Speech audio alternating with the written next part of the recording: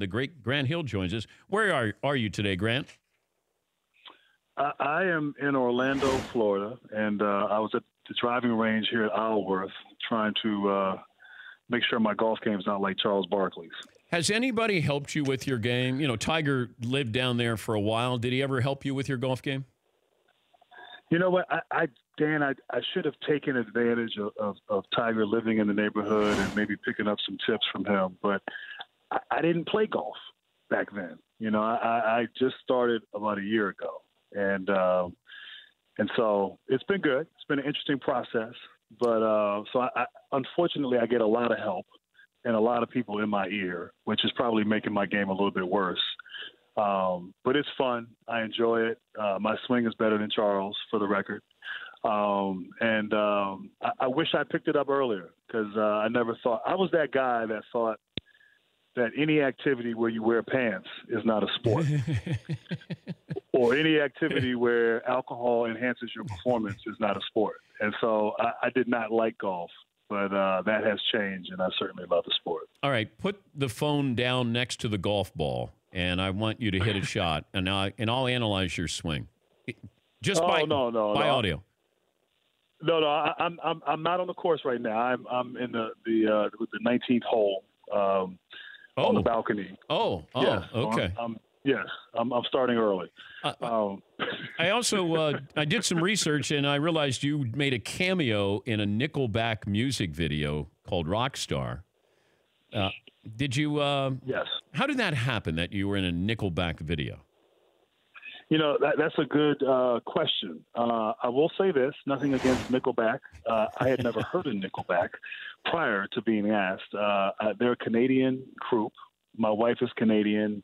I think it was through her management. I don't know if they had the same management company, but I was asked through them, my wife's management group. And I said, why not? You know, I've never been in a video before. So I shot my little scene in Los Angeles, and it was something that I could scratch off my bucket list. But, yeah, so that was kind of how it all came about. And are they still around? Are they still relevant?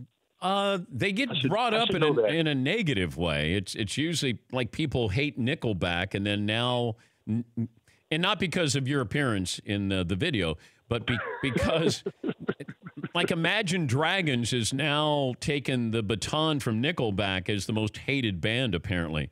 So. Oh, wow. Okay. So if Imagine Dragons does a video and calls you, then you might reconsider. Just saying that. Well, maybe it's me. Maybe they shouldn't call me. Maybe that's the reason why Nickelback is so hated. No, you know, it's yeah. Next time I'm asked, I'll consult with you first, Dan. You tend to know these things better than I do. But it was fun. It was fun. It was cute, and you know, hey, I did it. Probably won't do it again. You also were involved in a basketball game back in 2010 with President Obama. Now, I think it was his birthday.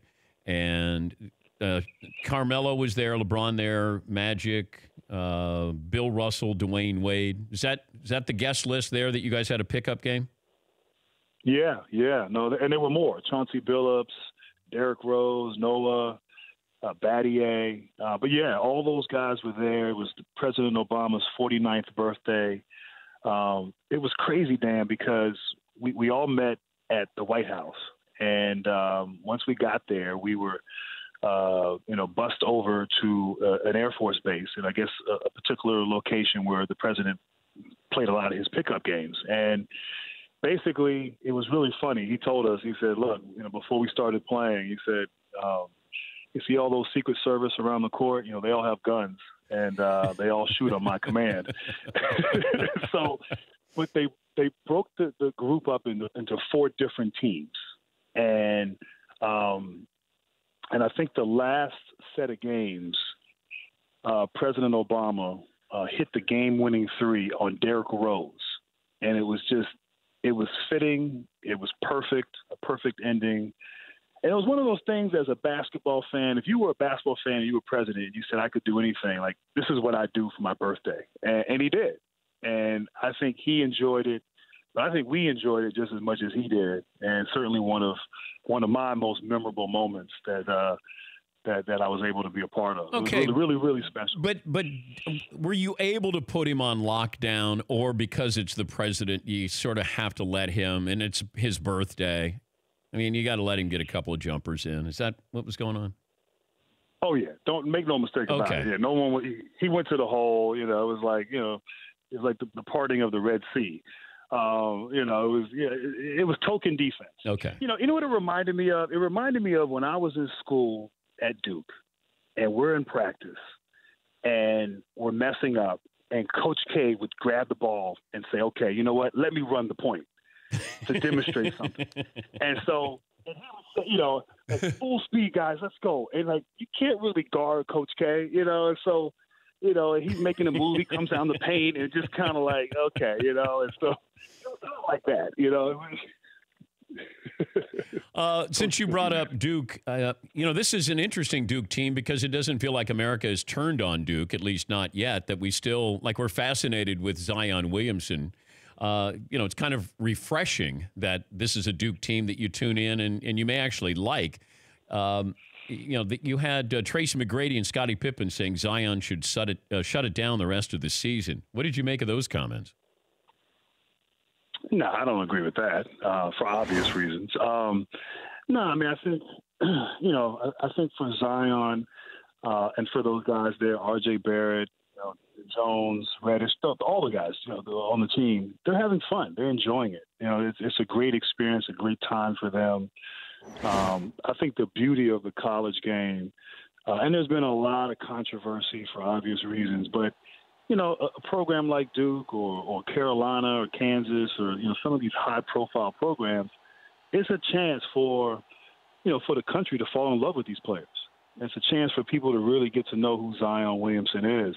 But in addition to that, it's just fun. I mean, those guys are having fun. They're enjoying themselves. They're having fun with one another. They're learning from Coach K. They're playing in a great conference. And so to deny them that opportunity, and I understand where Scotty and Tracy are coming from, but, I don't adhere to that. I think he should play it out. I think he'll get better. He'll continue to improve.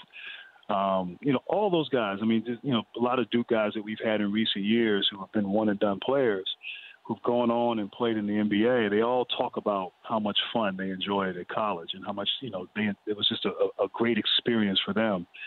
And Zion's going through that now. And so selfishly, no, I don't want him to shut down. I want him to play and hopefully play into April. But I think just knowing what he's experiencing and what he's a part of, this will be something he'll always remember for the rest of his life. Grant Hill, star of a Nickelback music video called Rockstar, joining us at the Dan Patrick Show. Michael Beasley checked into the Lakers game last night. He had the wrong shorts on. He had practice shorts on. Have you ever had a teammate who had a wardrobe malfunction, something stupid like that? No, I've never had a teammate. No, and I did see that Michael Beasley last night, and he owned it. He quickly realized it and ran back to the locker room. So I do respect that. But wait, but how does that happen, Grant? I don't know. Honestly, I don't know. I mean, there's certain. Put it this way: there's certain people that you're not surprised it happens to, and I'll just leave it at that. Did Benoit Benjamin once check into a game? Did he have shorts backwards, or? I think he's somebody who would fall into that category. Yes, I do remember Ala Abdenabi. Yeah, my Duke brother. Another Dookie. Yeah, he did that once in Portland, and I think it was a playoff game. He had his pants on backwards. Either he didn't have his jersey on, and so now I do know that I think I played with Lateral Green in Detroit, and I think there were times where he would, almost as a joke, he knew he wasn't going to play, so he would have his sweatsuit with nothing on underneath, and it was kind of like rolling the dice, you know what I'm saying? And we got in the game, so we never got a chance to see the embarrassment there. But I mean, I remember I can't remember who. It happens from time to time. It's good to talk to you. I'll let you get back to your golf game. And I would take Charles over you right now, just to let you know, if it was you against Charles straight up in golf. For real? Yeah. You would really do that? Yes, I would. All right. Yeah, no, I mean, I respect that. But I'm not bad. I can get under 100 now. So, I don't know if Charles is there. Okay. There's a place to showcase this, and it's in Tahoe over the summer, Grant, if you... I'll be there. I'm working to be there this year, yep. Okay. I know my golf buddy, Vince Carter, was there last year. We play a lot together here in Orlando. They played last summer. So I plan on being there. That's the plan. Hopefully I'll see you there, Dan. If you face Barkley one-on-one in basketball. Yes, I faced him. No, right now. Oh, yeah, I'd kill him. He can't move. Okay. What about Shaq? I can't move. Could you beat Shaq right now? Man, let me tell you, I saw Shaq yesterday at the Turner Studios. He is so big. What do you think Shaq weighs now? He's got to be 360, and he's solid. Like, he's been lifting weights. Yeah. So he's like 360, 370. And when we played together in Phoenix in 2009, he was 320, 330. And he looks bigger, a lot bigger. There's nobody like him on the face of the earth.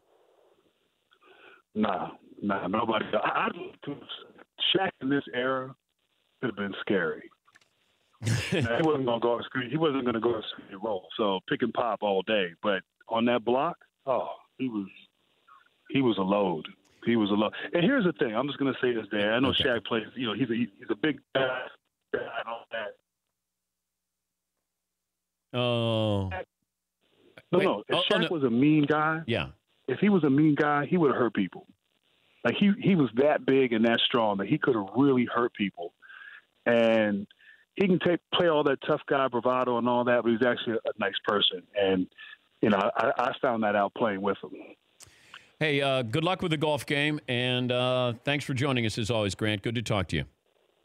All right, Dan. Thanks for having me. Take care. Grant Hill, Hall of Famer. If you missed any of our interviews this week from the Mercedes-AMG Man Cave, go to the Dan Patrick Show app, where you can watch and listen from inside the Mercedes-AMG Man Cave. Mercedes-AMG Driving Performance. For more Dan Patrick Show, tune to Audience Channel 239 on DirecTV or download the Dan Patrick Show app.